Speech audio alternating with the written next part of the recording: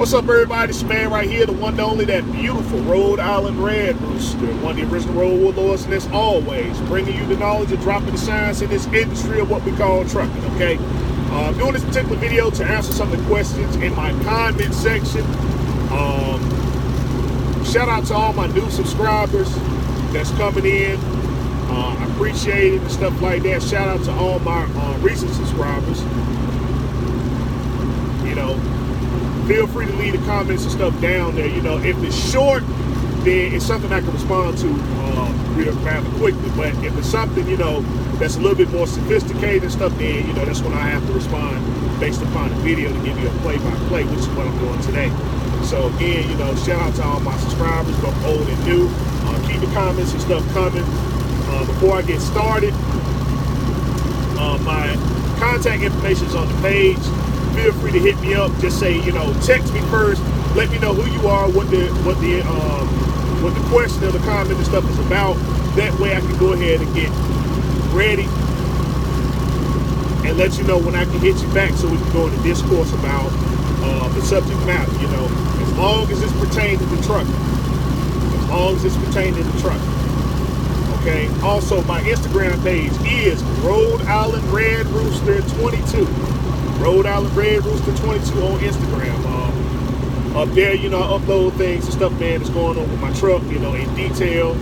Particularly the 2013 Freightliner Cascadia, you know, points, tips, those sort of things there, you know, repair costs. And also, you know, I put a little words of wisdom out there too and everything. So, you know, again, that's Rhode Island Red Rooster 22 on Instagram. Sitting there following, I'll follow right back. Okay, and let's go ahead into the questions. The first one is by the brother Brandon Gullet. Shout out to this brother here and stuff. You know, he had sent me a question, you know, a while back, you know, to speak on fuel surcharge and stuff. And so this time, you know, the question is, what is the difference between an overhaul and a complete rebuild in frame? What's the difference? And so there's really no difference between the two and stuff as far as like the end game is concerned and stuff. Is that you're just taking out old components. You're taking out old components and you're replacing them with new components, you know, for the longevity of the truck that you're driving, you know. So you know, the overhaul is exactly what it is and stuff. You know, you're just overhauling the engine. And so, you know, the rebuild in frame, now there's a difference and stuff in that. Okay, now when you're doing a complete rebuild, what you're doing is that you're taking the motor out of the truck.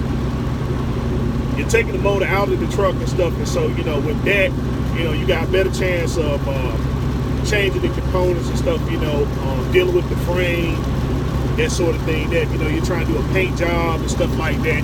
You know, these are usually guys that are, you know, using the truck for showroom purposes and stuff like that, you know, because perfection is key. And I mean, you know, that's what they do. But for the most part, a lot of guys are what's going to do your in frame. And so, you know, the premise and stuff is the same. You're changing out old components with new components for the longevity of the equipment, you know. And so, if you're not really into the showroom stuff, then, you know, taking the motor out of the truck and stuff is not going to really, it's not going to really kind of serve a purpose and stuff too much, because either route that you go to, you know, if you take the motor out of the truck and do a complete rebuild, then a lot of guys have the machine, they have what's called a break-in machine and stuff. And so, you know, once you put all the new components in the motor and stuff like that, they hook it up to the break-in machine. That way, you know, everything is broken in. So when they put the block back into the truck, then, you know, you can just go ahead, you can drive it, and you don't have to do no kind of break-in miles, so to speak, and stuff. Even though it's under warranty, you know, your parts and maybe even the labor itself and stuff. You know, if you go that route, you know, it's used under warranty, but they want to go ahead and get those break-in miles and stuff like that, just to make sure that all the components are doing what they're supposed to do. You know, it's not no blow-by, that the rings, you know, the piston rings and stuff, that they seated properly, you know, so you're not scuffing the sleeve, scuff the sleeves and stuff like that. Then, the gasket is seated properly, so that, you don't have any kind of coolant leaks or whatever stuff, due to head gasket failure. Making sure that the injectors, everything in the head and stuff is supposed to do what they're supposed to do and stuff like that, and make any kind of adjustments if necessary. That's what the break-in machine does. It gives them a report to say, okay, hey, listen, you're having a problem with this right here, and they can go back in, they can fix it. Okay, now with the end frame, they still got the same breaking in process. Depending on what shop you go to, they still have the break-in process, but it's not going to be done more efficiently than when the motor's taken out of the truck. But if it's done properly, then if it's done properly and stuff like that, then they go ahead, hook it up to the machine, make sure everything is straight, you seat it properly, and then you go about your way and stuff, but you still do have a bit of a break-in process either way, because some people give you the first 50, 60,000 miles and stuff like that, and then they want you to bring it back, for a more in-depth analysis and stuff like that, send oil samples off, and make sure that, you don't have anything in there that's not doing what it's supposed to do and stuff like that. It's just, taking the motor out of the truck is the better way to do it, but again, it all depends on what kind of truck you have too, because if you got something like a Peterbilt, or you got like a Peterbilt or a Peterbilt 379 Kenworth W900, and you intend to keep that truck for a very long time and stuff like that, so a lot of guys go ahead and just invest in that equipment and say, well, yeah, hey, it's worth it, because I'm going to be keeping the truck for probably as long as I drive trucks. And so,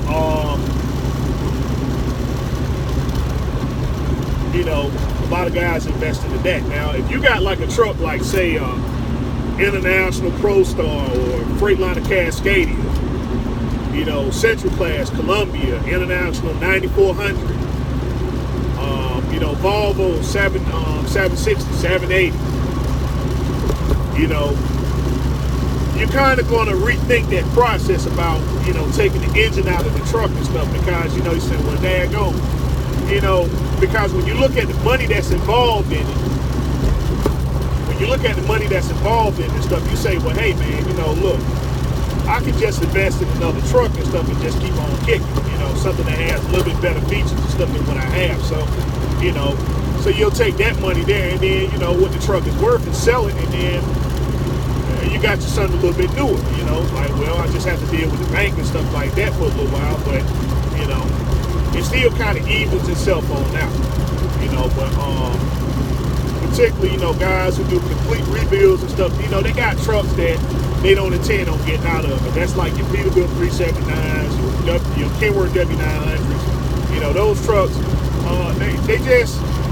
they last through the test of time and stuff, even the Freightliner Classic, they just last through the test of time and stuff, and they say it's worth the investment, because you still make your money back. You still make your money back and stuff, but again, it's all on how much you like it. You like the equipment that you have, but if you saying like, well, hey man, I'm gonna just go ahead and get an end frame and stuff like that, again, you're just looking at the checks and balances and saying, well, okay, I got this particular truck here and stuff, I put this amount of money into it, and I don't have anything to worry about, as opposed to saying, well, let me go to the bank and just get me another truck. All right. So again, that's the difference right there. The end frame, they keep the motor inside the truck, and that's usually for trucks like, Cascadias, your Cascadias, Central Class, Columbias, your International ProStar, 9400s, T600, Kenworth, those trucks right there. Fleet model-based trucks and stuff, those ones you're going to put the end frame in. But,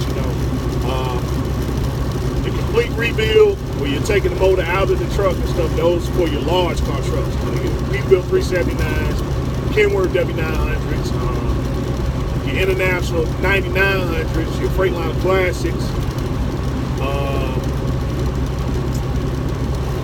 Maybe your Freightliner Coronado, maybe, but you know, it's particularly for those trucks there and stuff. You know, your large car model-based trucks. All right. And so the next question is from the brother Billy Hill. And his question was a Lone Mountain question and stuff, and it was pertaining to what is the, let's see, he said, how was Lone Mountain in comparative price, truck versus truck? So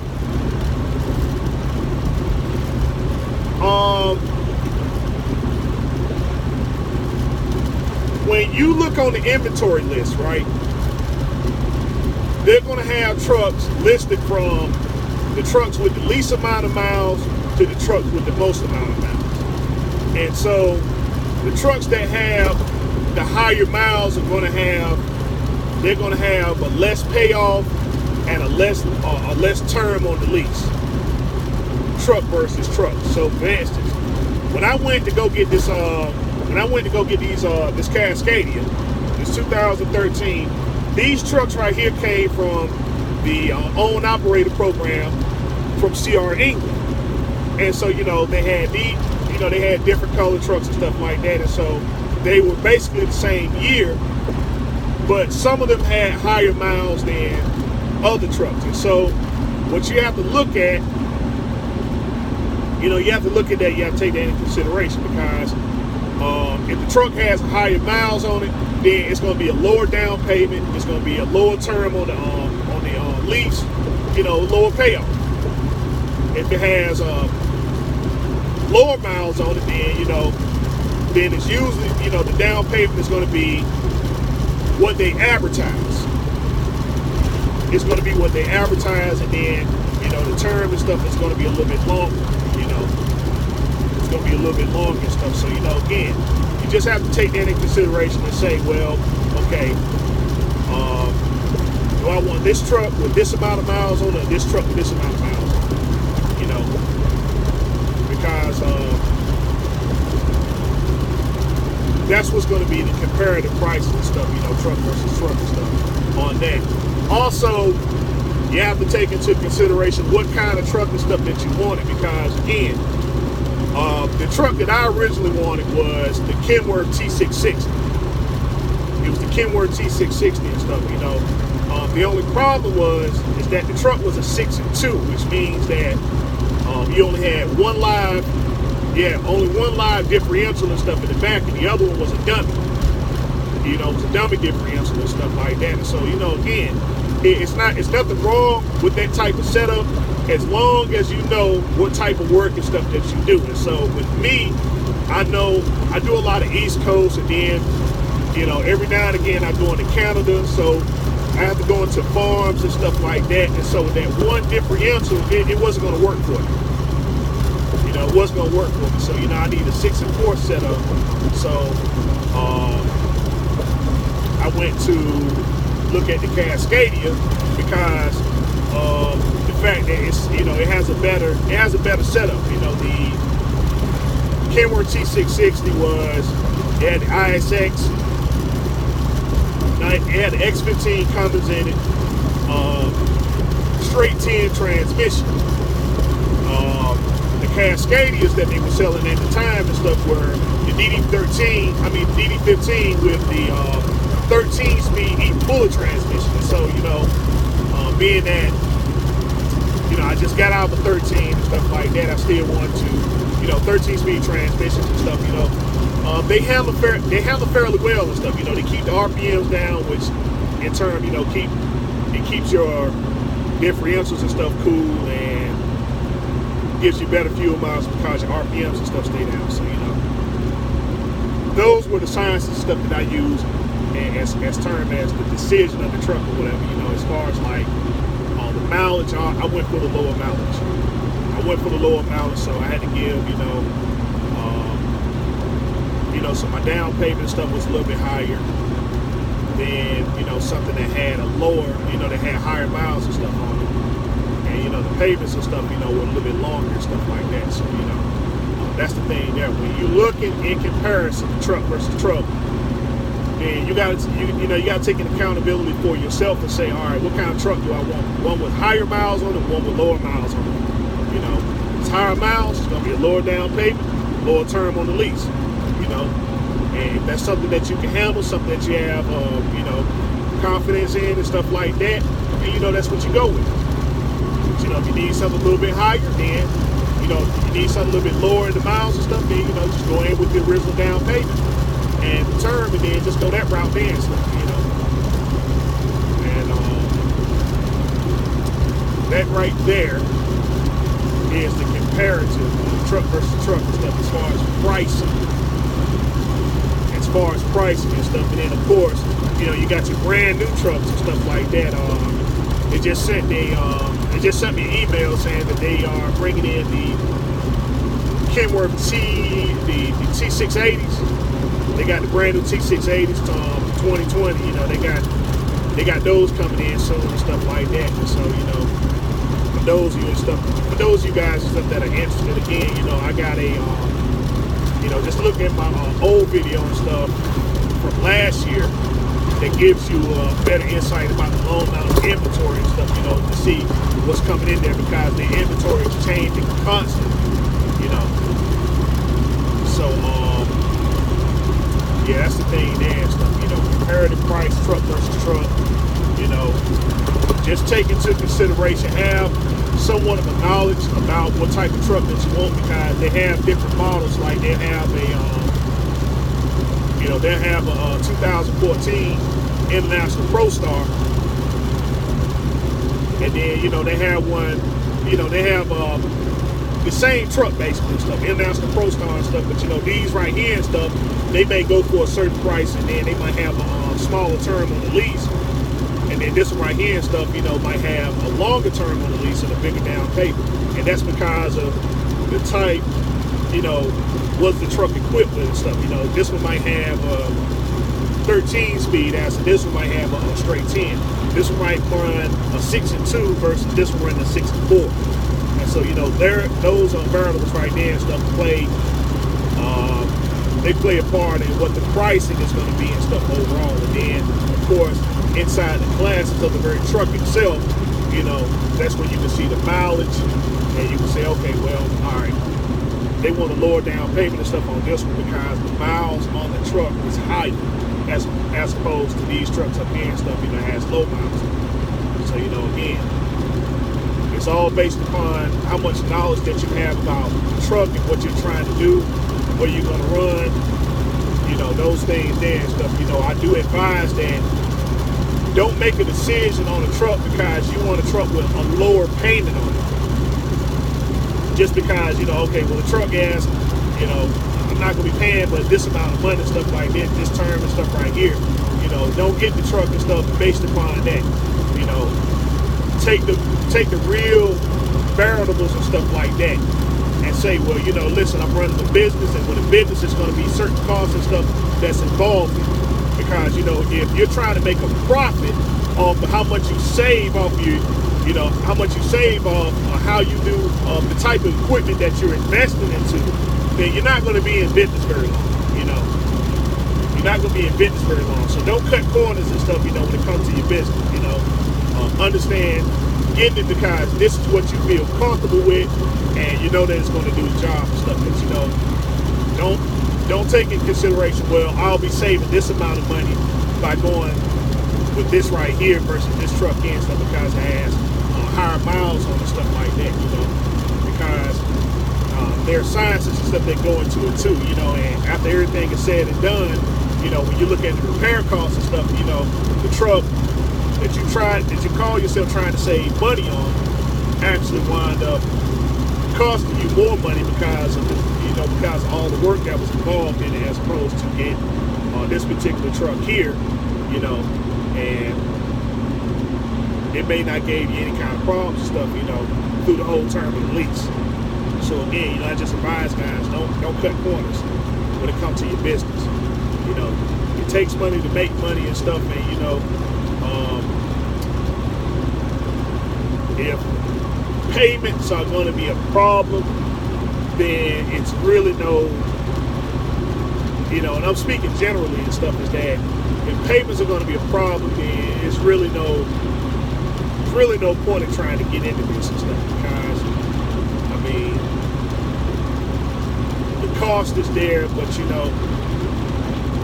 it's a very small cost to pay and stuff, especially when you have an understanding of the business, of how profitable and stuff you can be, if you run your business correctly, if you run it like it's supposed to be ran,